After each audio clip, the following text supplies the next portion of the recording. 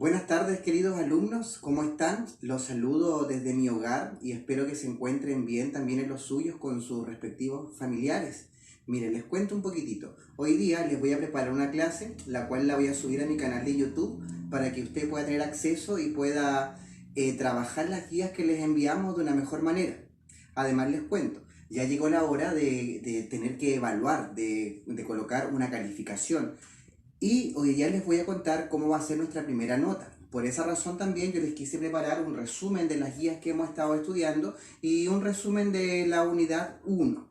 Nosotros partimos el año escolar, recordemos un poquitito, estudiando la primera etapa de la historia universal. Y esa primera etapa se conoce con el nombre de la prehistoria. Alcanzamos a ver harto de prehistoria antes que comencemos esta crisis sanitaria, así que esta clase virtual que les voy a hacer hoy día les va a servir para poder hacer el trabajo, el cual va a ser nuestra primera notita en historia. Y espero también que les vaya bien a todos ustedes. Recordemos un poquitito, nosotros en clase estábamos viendo la primera etapa de la historia universal, la más larga también dentro de la historia, la que se conoce con el nombre de la prehistoria. Y esta etapa, ¿cierto?, abarca un montón de conceptos y sucesos históricos que fueron importantes y que repercutieron después en las siguientes etapas históricas. Por eso hoy día vamos a hacer un resumen bien breve de lo que es esta unidad. Partamos. Cuando hablamos de nosotros de prehistoria, aquí vamos a cambiar acá mejor. ¿Qué entendemos por el concepto de prehistoria? El concepto de prehistoria nos habla antes de la historia. Cada vez que nosotros colocamos la palabra pre, hace mención a antes de algo. Y la historia, según los historiadores y los estudiosos, comienza cuando el ser humano descubre la escritura. Y recuerden que dentro de la prehistoria aún no tenemos escritura, por eso la llamamos la prehistoria. La prehistoria, hay dos teorías de cómo comienza o cómo se inicia esta primera etapa. Hay una teoría, ¿cierto?, que habla que la prehistoria se inicia con esto del Big Bang, la gran explosión que formó los planetas, el Sol, nuestro sistema solar. Big, grande, y Bang, explosión. Esta gran explosión que forma el Sol y los planetas. Hay otros que dicen que la prehistoria comienza con la aparición de los primeros homínidos o de la primera especie que se asemeja a un humano. Y todo este proceso, ¿cierto?, de inicio llega a su fin cuando el ser humano logra inventar o crear la escritura. Y ahí comienza la historia. Entonces, prehistoria es la primera de las etapas de la historia universal, la más larga, de la que no se tiene mucho conocimiento. Más adelante les voy a contar por qué. Y hay dos maneras en las cuales se le da inicio a esta etapa. A través de la teoría del Big Bang o la aparición del primero de los homínidos. Imagínense cuánto tiempo tiene que pasar desde que se forma la primera molécula, la otra, la segunda, hasta que el ser humano logró inventar la escritura. Por eso la prehistoria es una etapa que es larguísima, es enorme en cantidad de siglos que esta etapa contempló. Si nosotros seguimos, dentro de la prehistoria se caracteriza la evolución de los homínidos. Nosotros en clase aprendimos esta palabra y dijimos que la palabra homínido hace mención a todo el proceso evolutivo de los seres humanos. Y alcanzamos a estudiar cada uno, ¿cierto?, de los homínidos que están dentro de la cadena evolutiva. Vamos a partir con el primero, que era el Australopithecus. Recuerden que el Australopithecus tenía un cerebro muy pequeño, primero actuaba, después pensaba, solamente se movilizó por el continente africano, aún no lograba esta posición bípeda, que es caminar con las extremidades inferiores y de manera erguida, sino que el Australopithecus de vez en cuando ocupaba las 4 extremidades para poder desplazarse. Y solamente en el continente africano, no salió de ese continente. El más antiguo, ¿cierto?, fósil encontrado, lo que vimos en clase, lo llamaron Lucy, ya que correspondía a las osamentas o a los huesos de una mujer. Tiene que pasar mucho tiempo después para que del Australopithecus pasemos al Homo habilis. El Homo habilis es la evolución del Australopithecus. Este también se movilizó solamente en el continente africano. La ciencia lo llama habilis porque ya era más habiloso, ya podía hacer ciertas cosas que el Australopithecus no. Como por ejemplo el Homo habilis fue ya el que empezó a hacer las primeras herramientas rústicas, súper simples, quizás romper 2 piedras para sacarle una punta y quizás poder romper el cuero de un animal o poder cortar ciertas cosas. Ya su capacidad cerebral era un poquito más grande que su antecesor, Australopithecus, por lo tanto podía tener más cosas, era más hábil. Por eso la ciencia lo denomina el Homo habilis. Tiene que pasar otro largo tiempo para que de Homo habilis pasemos al Homo erectus. El Homo erectus recibe, ¿cierto?, este nombre o este concepto ya que logró una posición más erguida, estuvo ya más cerca de lograr un bipedismo. Otra característica del Homo erectus es que logró salir del continente africano y ya logró poblar el continente de Europa y alguna parte de Asia. La ciencia lo atribuye, ya el hecho de poder ocupar las extremidades inferiores hace que yo me pueda movilizar más rápido, quizás adquirió la capacidad de correr, por esa razón pudo recorrer también otros lugares y salir del continente africano y poblar otros continentes. Entre el Homo habilis y el Homo erectus está el descubrimiento del fuego. Ven el fuego por primera vez. Y el Homo erectus es ya quien domina el fuego. Una cosa es ver el fuego, descubrirlo por primera vez, y otra cosa es hacer el fuego. El erectus ya logra hacer eso. Y al hacer fuego, les repercutió en un montón de cosas más que lo voy a explicar en las siguientes diapositivas. Después del Homo erectus seguimos con la cadena evolutiva de los homínidos y pasamos al hombre de Neandertal, que en otras palabras significa el hombre pensante. Este fue uno de los más tristes, ya que recordemos que a él le tocó vivir la glaciación, y la glaciación hace mención a las bajas de temperatura en la Tierra que congelaron los polos y armó puentes de hielo terrestres y se logró finalmente poblar América. Y hoy el Homo sapiens, ¿cierto?, que sería la especie actual. Entonces dentro de la prehistoria comienza la evolución de los homínidos: Australopithecus, Homo habilis, Homo erectus, hombre de Neandertal y el Homo sapiens, cada uno con características distintas. ¿Cuáles son los aspectos más importantes dentro de la prehistoria? Tenemos varios, pero uno de los más importantes, ¿cierto?, aquí yo les dije que le iba a comentar, fue cuando los primeros homínidos ven por primera vez el fuego. Imagínense el impacto que fue para ellos ver el fuego.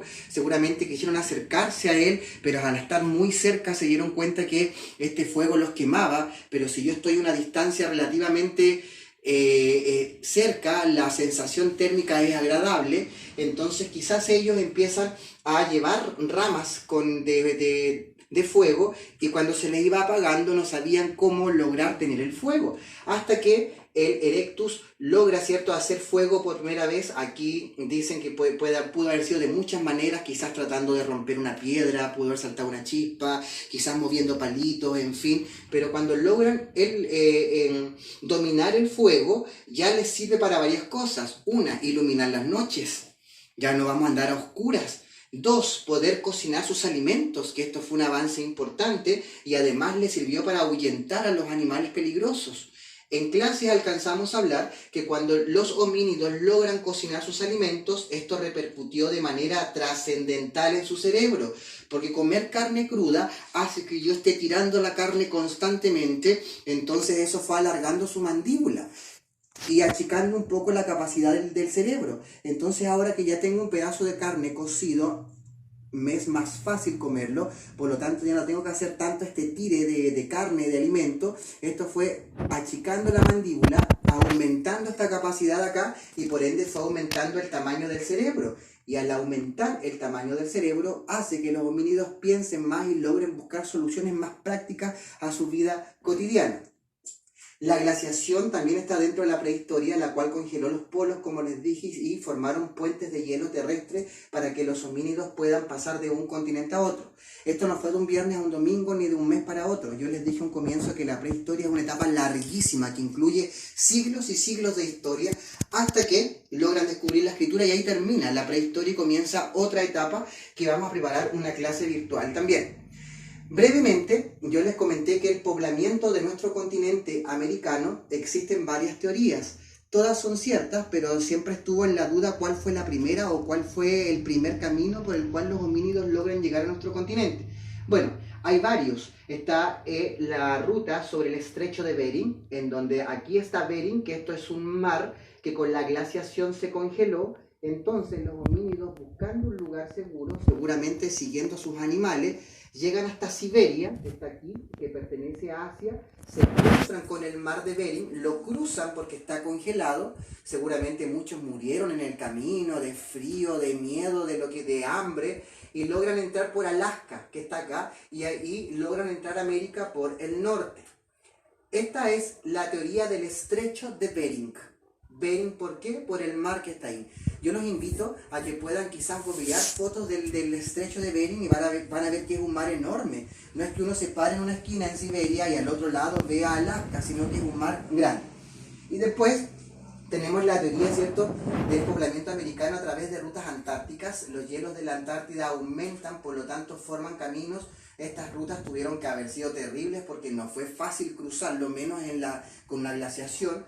Y los homínidos ingresarían a través de América del Sur por aquí y estabilizándose en lo que se conoce como Monteverde. Esta teoría es más antigua que esta, ya que las osamentas encontradas en Monteverde de los primeros homínidos son más antiguas que los huesos o osamentas encontrados acá arriba. Hay otra teoría que dice que se arriesgan a cruzar el océano Atlántico a través de canoas y llegan a la parte de América. Esto se produce gracias a la glaciación. Ellos no andaban buscando América, andaban buscando un lugar más seguro donde encontrar alimentos o animales, producto de que estaban viviendo en una glaciación. Entonces, esta glaciación les ayuda para poder llegar a nuestro continente. Entonces ahora tengo poblado África, Asia, Europa y también América. Esto es algo trascendental que ocurre dentro de la prehistoria, lo que se conoce como la revolución del Neolítico. Yo en clase les comenté que al decir revolución nos referimos a cambios que son drásticos y que son trascendentales, que dejan una huella. Dentro de la prehistoria, el ser humano cambia su forma de vida de nómade, de moverse de un lugar a otro, a sedentario, a estabilizarse, a vivir en un lugar fijo. Y esto no fue porque ellos quisieron, sino que fue por una necesidad. El ser humano se dio cuenta de que si empiezo a criar animales, ya no tengo que salir a buscarlos para alimentarme, sino que ahora los puedo alimentar y tenerlos aquí. Y más seguro, porque quizás al salir a buscar un animal, podría perfectamente el humano ser el alimento de otro animal. Entonces aquí estaban más protegidos ellos y además tenían la carne, la leche y todos los derivados que uno puede sacar de un animal, los tenían para ellos. El inicio de la ganadería. El cuidado de los animales para el autoconsumo. Además se dan cuenta que puedo sembrar semillas y puedo tener los alimentos que antiguamente los salía a buscar. Entonces la revolución del Neolítico se refiere a la incorporación en su vida de la ganadería, de la agricultura, por lo tanto eso los obligó a quedarse, porque debían ahora cuidar tanto sus siembras como sus animales. Ya no podían decir, vámonos a otro lugar, pesquemos los árboles, pesquemos las plantas, pesquemos los animales y nos vamos, sino que ahora tienen que estabilizarse. La revolución del Neolítico es cuando el ser humano cambia esta forma de vida de nómada sedentario y se empiezan a formar las primeras aldeas, los primeros poblados y damos paso a los primeros imperios. Mesopotamia, que fue la guía que les envié anterior, que también vamos a hacer una clase virtual de ello. Entonces, ¿qué es lo que yo les voy a pedir? La primera nota de historia va a ser súper fácil y práctica. Yo solamente les voy a pedir que ustedes me hagan un mapa conceptual sobre la prehistoria. Ojo, aquí se me quedó una cosita que en las guías que también les envié anteriormente, les dije que la prehistoria se divide en 3 grandes etapas. Está la etapa del Paleolítico, del Mesolítico y del Neolítico. Para que sea más fácil comprender, el Paleolítico es la primera, es lo más rústico, es de Australopithecus, es quizás aún no tener un concepto claro de lo que quiero, quizás actuar, después pensar. En el Mesolítico ya es algo más avanzado, ya cuando empiezan a cazar en grupos porque se dan cuenta que yo solo no puedo, cuando ya empiezan a tener las primeras herramientas, cuando empiezan a inventar quizás ropa para cubrirse el cuerpo, quizás no el concepto de ropa, sino cubrirse del frío. Y el Neolítico es como la nueva prehistoria, es cuando ya tengo el nacimiento de la agricultura, la domesticación de los animales, las primeras viviendas, en fin, primera, segunda y tercera. Miren, aquí les voy a mostrar unos ejemplos. Un mapa conceptual ya lo hemos trabajado en clases y hemos hecho varios. El mapa conceptual es resumir la materia a través de ideas que son claras, que van conectadas una con otra. Entonces yo necesito que usted me haga un mapa conceptual de la prehistoria. En clase nosotros siempre ocupamos colores, ocupamos dibujos. Yo quiero que usted me haga algo bonito en su cuaderno, un mapa conceptual que diga prehistoria y empieza a colocar las flechas para tratar de unir las ideas.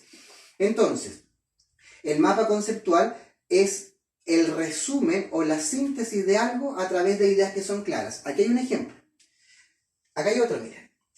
Que aquí se dan cuenta que esto está de un color, esto está de otro, flechas por aquí. En la prehistoria tengo la hominización, tengo el paleolítico, tengo el neolítico, tengo la producción de animales, la agricultura, esto llevó a esto. Un ejemplo podría ser prehistoria, inicio, se inicia con estas teorías, qué es lo que ocurre, descubrimiento del fuego, puedo escribir fuego, dibujar un fueguito. Yo quiero que usted aquí haga lo que más cuesta, que es crear. Entonces, este mapa conceptual que usted me va a realizar ¿cierto? Miren aquí parten con un dibujo, ¿cierto? Y empiezan a colocar las ideas que tienen que ir conectadas. Este mapa conceptual, niños, yo necesito que... A ver, voy a leer. Actividad evaluada. Crea un mapa conceptual en donde puedas resumir la primera etapa histórica conocida como la prehistoria. Tu mapa conceptual debe tener estos conceptos. Miren, debe estar por ahí la evolución de los homínidos, debe estar la palabra fuego, y de aquí podemos sacar un montón de flechas más. Revolución del neolítico, debe estar la palabra poblamiento americano, agricultura. Esto es lo base. Usted quiere, le agrega más. Neolítico, paleolítico, mesolítico. ¿Qué es lo que les voy a pedir? Que ocupemos colores, ocupemos flechas de colores, logremos explicar la prehistoria a través de un mapa conceptual. Esto usted me lo tiene que hacer llegar el jueves 7 de mayo en mi correo electrónico, que todos ustedes lo tienen, que es de donde yo le envío las guías, profesorhistoriaalejandro@gmail.com. Yo les pedí que ustedes se creen un correo con cuenta Gmail para que después podamos enviar algunos tests que van a ser facilitos de responder para que me ayuden con eso. Cuando usted tenga su mapa conceptual, usted le saca una fotito y me lo envía a mi correo, o si no tiene cómo hacerlo, puede sacarle una foto, me lo envía al WhatsApp, o si tiene complicaciones, se comunica conmigo y yo veo cómo los ayudo. Aquí lo importante son las ganas de trabajar y que nos ayudemos entre todos. Entonces, niños, súper fácil, vamos a crear un mapa conceptual que tenga relación con esta primera etapa que estamos estudiando, que se conoce como la prehistoria. Los dejo, los saludo, espero verlos pronto en nuestra querida y gloriosa Escuela Argentina, así que un abrazo afectuoso para ustedes, para su familia, y esta clase se sube a mi canal de YouTube, el cual ustedes van a poder suscribirse y dejar algunos comentarios ahí si les gusta. Un abrazo para cada uno, que estén muy bien.